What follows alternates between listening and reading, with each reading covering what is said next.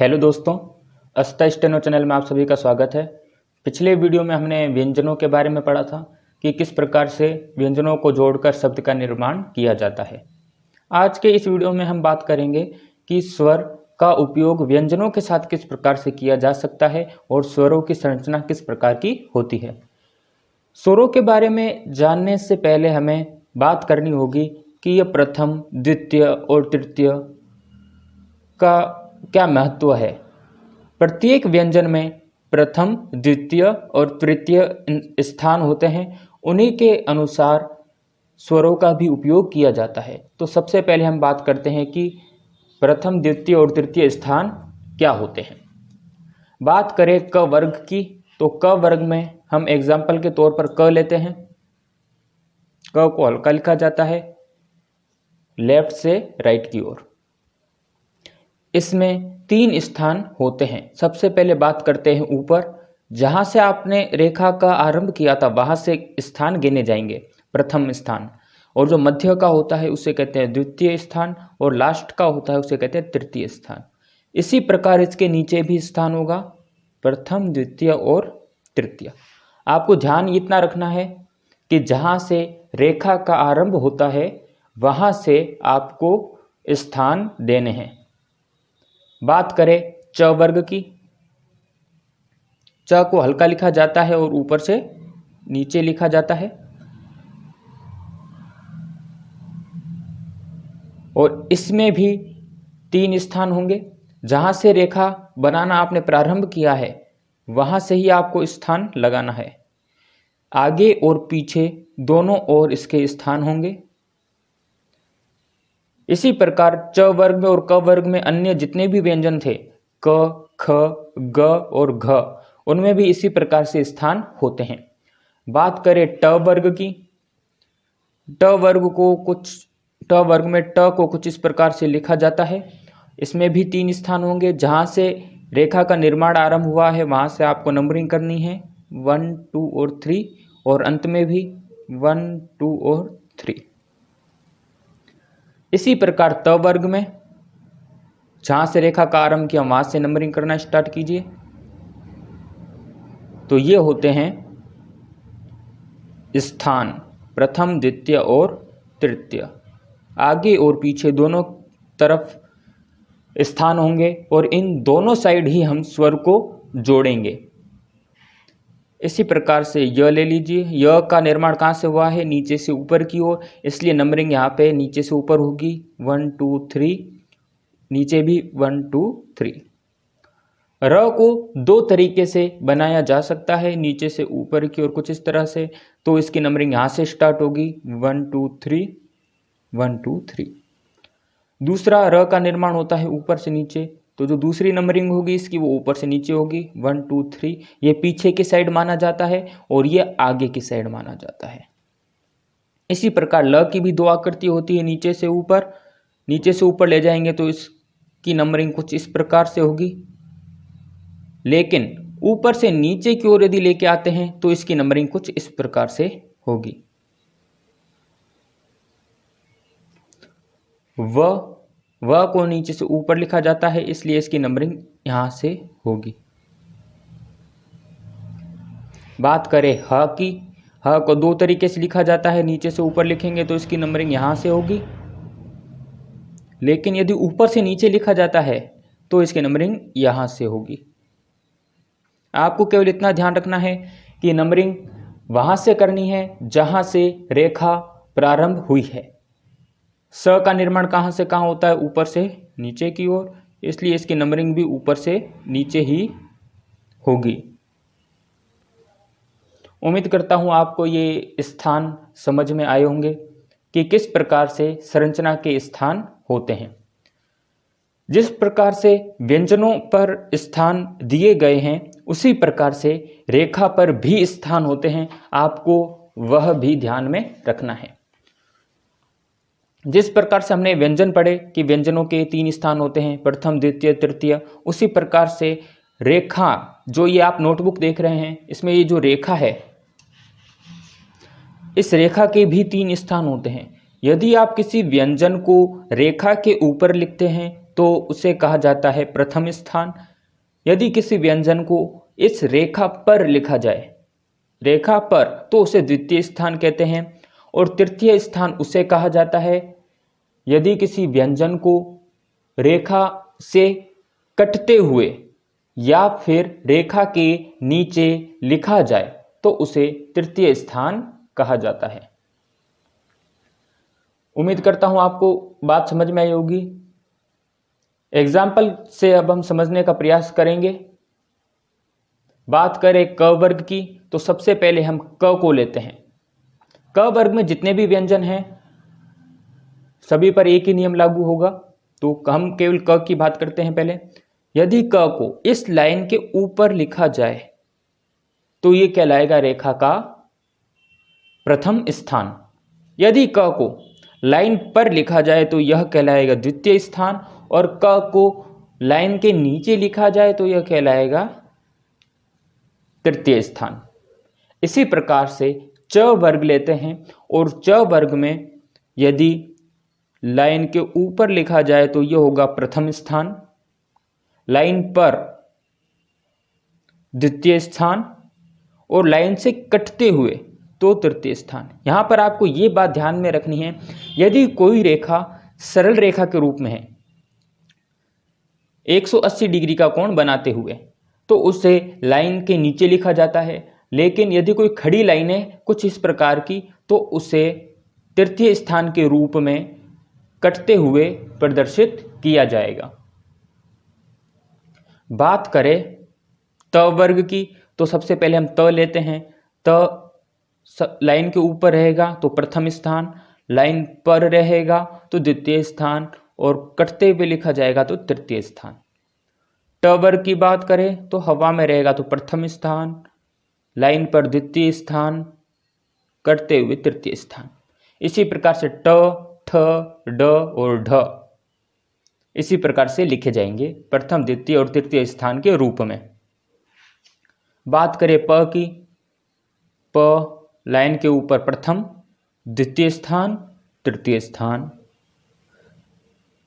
अब अन्य किसी भी व्यंजन की बात करें तो उन्हें भी इसी प्रकार से लिखा जाएगा। एग्जाम्पल के तौर पे हम ह ले लेते हैं। ह प्रथम स्थान, द्वितीय स्थान, और कटते हुए तृतीय स्थान। ऊपर से नीचे लिखना चाहे ह को, आपको यदि पता हो तो ह को दो तरीके से लिखा जाता है। ऊपर से नीचे लिखना चाहे तो ह को ये प्रथम स्थान, द्वितीय स्थान और तृतीय स्थान। अब बात करें अन्य व्यंजनों की, जैसे कि ले लेते हैं श,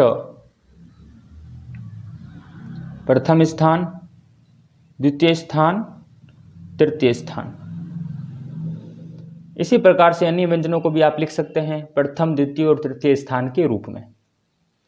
उम्मीद करता हूं इस स्थानों का महत्व आपको समझ में आया होगा कि प्रत्येक व्यंजन पर तीन जगह आगे पीछे या ऊपर नीचे तीन भाग होते हैं, और लाइन पर लिखने के भी तीन तरीके होते हैं, प्रथम स्थान, द्वितीय स्थान और तृतीय स्थान। अब इन स्थानों की सहायता से आपको स्वरों का उपयोग करना है। तो अब हम आते हैं स्वरों पर कि स्वर की रचना किस प्रकार से होती है और उनको इन स्थानों पर किस प्रकार से आपको अभ्यास करना है। सबसे पहले बात करेंगे हम आ की, ए की और दीर्घ ई की। इन तीनों को गहरे बिंदु से लिखा जाता है, गहरे बिंदु से लिखा जाता है, आ को, ए को और दीर्घ ई को। लेकिन तीनों को एक ही हम बिंदु से लिख रहे हैं, तो पता कैसे चलेगा कि आ लिखा है, ए लिखा है या ई लिखा है? तो इसलिए स्थानों का महत्व होता है।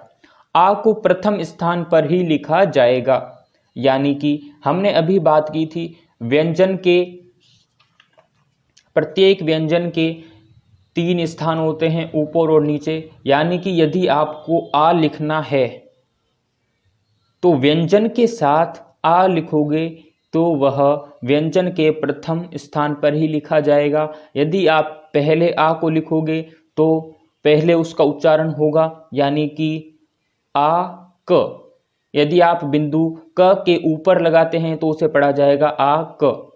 लेकिन बिंदु अगर नीचे लिखा जाए तो क के साथ आ जुड़ जाएगा और वो हो जाएगा का। इधर आपको एक बात और ध्यान रखनी है कि जिस प्रकार से व्यंजन के 3 स्थान होते हैं ऊपर और नीचे, उसी प्रकार रेखा के भी 3 स्थान होते हैं, जैसा कि अभी हमने बात की थी, ऊपर, लाइन पर या लाइन के नीचे या कटते हुए। तो आ का लिखा जा रहा है, आ लिखा जा रहा है प्रथम स्थान पर, और प्रथम स्थान लाइन पर भी आपको ध्यान रखना है। प्रथम स्थान कहाँ आता है? लाइन के ऊपर, यानी कि यहाँ पे। तो यदि आपको आ का प्रयोग करना है तो क को लाइन के ऊपर ही लिखना पड़ेगा, और यदि आप पहले लगाते हैं गहरा बिंदु तो वह हो जाएगा आ क।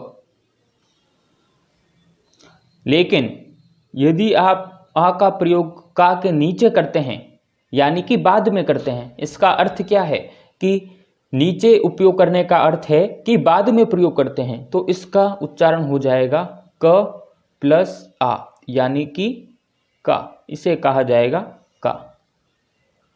उम्मीद करता हूं आपको समझ में आया होगा। इसी प्रकार से क वर्ग में जितने भी व्यंजन है, क, ख, ग और घ, आ का प्रयोग उन सभी के साथ इसी प्रकार से किया जाएगा। तो ये थी प्रथम स्थान की बात। बात करें द्वितीय स्थान की, तो ए को भी गहरे बिंदु से ही लिखा जाता है, लेकिन इसे द्वितीय स्थान दिया गया है। इसी प्रकार हम बात करें, इधर हम क की ही बात कर रहे हैं, इसी प्रकार से सभी व्यंजनों में इसी प्रकार से इनका उपयोग किया जाएगा। अभी हम केवल क वर्ग की बात करेंगे। द्वितीय स्थान के लिए है ए, यानी कि ए का प्रयोग करना है तो आपको प्रत्येक व्यंजन के दूसरे स्थान का चयन करना होगा। दूसरा स्थान लाइन पर आता है, इसलिए हम इसे लाइन पर ही लिखेंगे, लाइन पर लिखिए। और द्वितीय स्थान पर यानी बीचों बीच आप गहरा बिंदु करते हैं तो इसका मतलब होता है ए, और बाद में क्या लिखा गया है? क, तो एक। लेकिन क के नीचे हम दूसरे स्थान पर गहरा बिंदु कर देंगे तो इसका अर्थ होगा क प्लस ए, और यह हो जाएगा के। उम्मीद करता हूं आपको समझ में आया होगा कि दूसरे स्थान पर गहरे बिंदु का उपयोग किस प्रकार से किया जाता है। यदि ऊपर हम उपयोग करेंगे, इसका मतलब है कि स्वर का जो उच्चारण है वह हमें पहले करना है, हो जाएगा एक। लेकिन नीचे अगर स्वर का उपयोग करेंगे तो इसका अर्थ क्या है कि स्वर्ग का उच्चारण बाद में किया जाएगा, और बाद में स्वर का उच्चारण करेंगे तो वह क के साथ जुड़ जाएगा और वह हो जाएगा के। तो ये था हमारा ए का उपयोग किस प्रकार से करना है। बात करें तृतीय। तृतीय का अर्थ है तृतीय स्थान ई। ई को भी गहरे बिंदु से ही लिखा जाएगा, लेकिन तृतीय स्थान पर लिखा जाएगा। बात करें क वर्ग की। क वर्ग में हम एग्जाम्पल के तौर पर केवल क ही ले रहे हैं, तो क जो है वो तीसरे स्थान पर आपको ले जाना है। जिस प्रकार से हमने वीडियो के शुरुआत में बात की थी कि लाइन का तीसरा स्थान, यानी लाइन का तीसरा स्थान क्या होता है? प्रथम ऊपर, लाइन पर द्वितीय और नीचे तृतीय। तो लाइन के नीचे यानी ये ले जाओ, लाइन के ये लाइन है, लाइन के नीचे ले जाओ, ये लाइन के नीचे। और इसमें भी व्यंजन का तीसरा स्थान यानी ये गहरा बिंदु कर दीजिए। ऊपर उपयोग किया है, इसका क्या मतलब है कि उच्चारण स्वर का पहले होगा, उच्चारण स्वर का पहले कर लीजिए, ई क। यदि नीचे तृतीय स्थान पर गहरा बिंदु किया जाए, इसका क्या अर्थ है? इसका अर्थ है कि स्वर का उच्चारण बाद में किया जाएगा। बाद में उच्चारण किया जाएगा तो क्या हुआ? क के साथ दीर्घ ई जुड़ गई और यह बन गया की।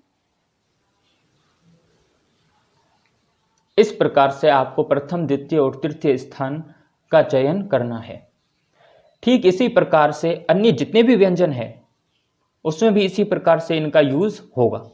बात करें च वर्ग की, तो च वर्ग में यदि प्रथम स्थान का हम यूज करना चाहते हैं तो प्रथम स्थान पे जैसा कि आपको ध्यान है आ आता है, तो ये हो जाएगा आ च। यदि बाद में इसका उपयोग करें तो ये हो जाएगा चा। ठीक इसी प्रकार से बीच वाले यानी सेकंड स्थान का उपयोग करें तो ये हो जाएगा ए च। बाद में उपयोग करें तो ये हो जाएगा चे। ठीक इसी प्रकार से तीसरे स्थान का उपयोग करें तो तीसरे स्थान में आपको ध्यान रखना है कि वह लाइन से कट जाएगा कुछ इस प्रकार से, और इसका उच्चारण हो जाएगा ई च। और यदि बाद में उपयोग करें तो यह हो जाएगा ची।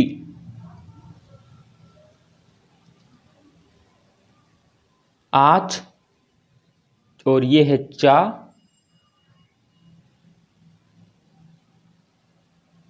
ये है एच और ये है चे, ये है ईच और ये है ची। तो इसी प्रकार से आपको इनका यूज करना है।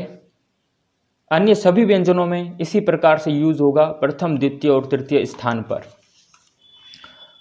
बात करें ओ की और ओ की और दीर्घ ऊ की, तो इनका यूज किस प्रकार से होगा? इनका भी यूज प्रथम, द्वितीय और तृतीय स्थान के अनुसार होगा। इन तीनों को गहरे डैश से लिखा जाता है, गहरे डैश से लिखा जाता है। तीनों को गहरे डैश से लिखा जाएगा, लेकिन प्रथम, द्वितीय, तृतीय स्थान के अनुसार। ओ की बात करें तो इसे प्रथम स्थान के अकॉर्डिंग ही लिखा जाएगा। जिस प्रकार से हमने इधर बात की थी, हम क का ही एग्जाम्पल लेते हैं। क का ही हम एग्जाम्पल लेते हैं। प्रथम स्थान क का ये होगा, द्वितीय स्थान होगा ये और तृतीय स्थान होगा ये। प्रथम स्थान पर डैश को औ लिखा जाएगा, द्वितीय स्थान पर ओ और तृतीय स्थान पर दीर्घ ऊ। ओ को डैश से लिखा जाता है। अब डैश आपको किस प्रकार से लगाना है ये ध्यान रखिएगा। डैश आपको लगाना है लंबवत, यानी रेखा आपने ऐसे खींची है तो डैश आप ऐसे लगाएंगे। समांतर आपको डैश नहीं लगाना है, लंबवत लगाना है। यह हो जाएगा औक। यदि इसी डैश को यदि आप इसके नीचे लगा दें, यानी कि क लिखा आपने और इसके नीचे इस प्रकार से लगाया है, तो यह हो जाएगा को। इसी प्रकार से द्वितीय स्थान पर लाइन पर क लिखा जाएगा और यहां पर आप डैश लगा देंगे तो यह हो जाएगा ओ क। इसी प्रकार से यदि क के आप नीचे के साइड अगर ये लगा देंगे, डैश लगा देंगे, तो ये हो जाएगा को।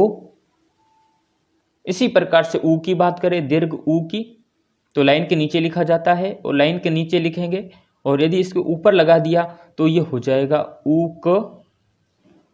और इसी प्रकार यदि नीचे समांतर डैश का उपयोग किया तो ये हो जाएगा कु। क प्लस दीर्घ ऊ कु। इसी प्रकार से अन्य जितने भी व्यंजन हैं उन सभी में इसी प्रकार से इनका यूज किया जाता है। अब बात करें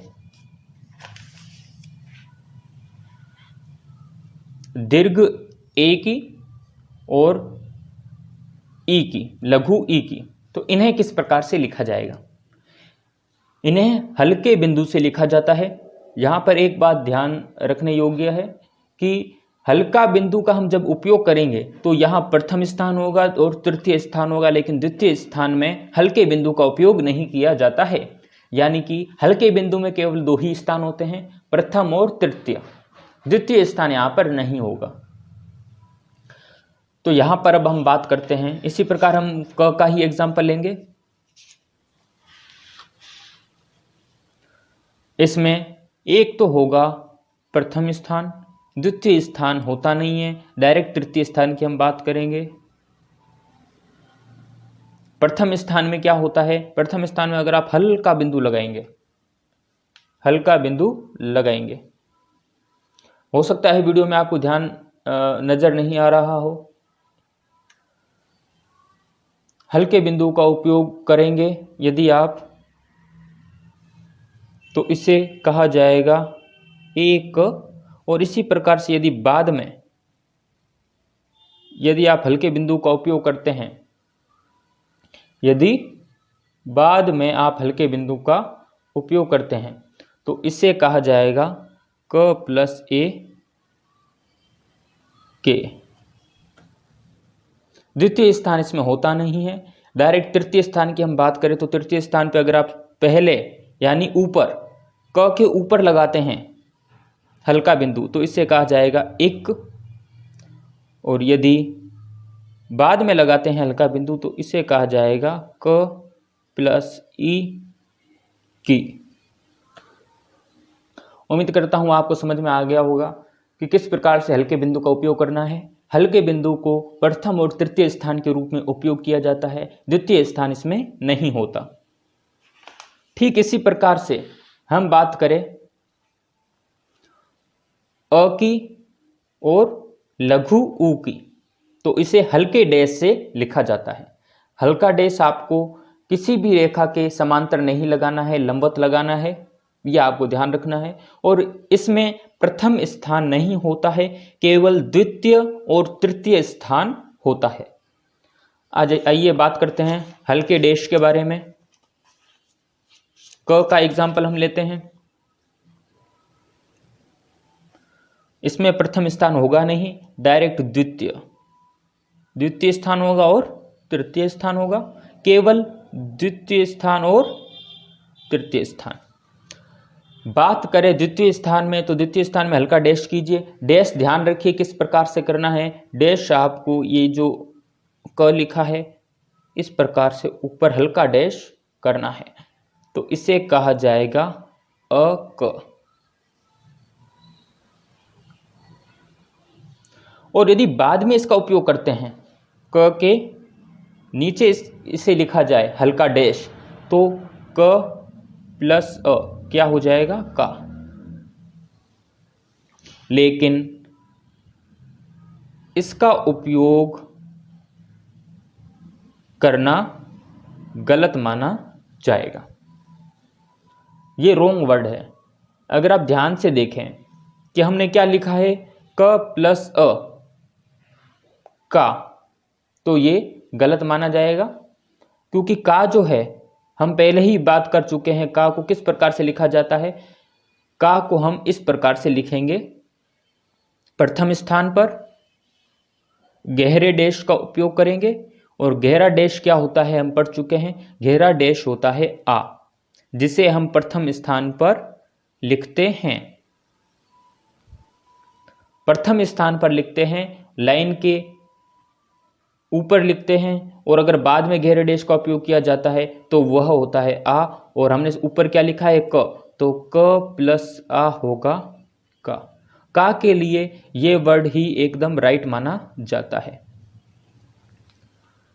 इसलिए अ का केवल किसी भी व्यंजन के अगर हम ऊपर उपयोग करते हैं तो ही सही माना जाएगा, नीचे अ का उपयोग करना सही नहीं माना जाता। इसलिए आपको ये भी बात ध्यान रखनी है, अ का उपयोग केवल किसी भी व्यंजन के आगे करें या ऊपर करें। बात करें ऊ की, ऊ को तृतीय स्थान पर रखा गया है, और व्यंजन के यदि ऊपर इसका उपयोग करेंगे तो ये हो जाएगा उक, और यदि अंत में उपयोग करेंगे यानी नीचे अंत में उपयोग करेंगे तो यह हो जाएगा क प्लस ऊ कु।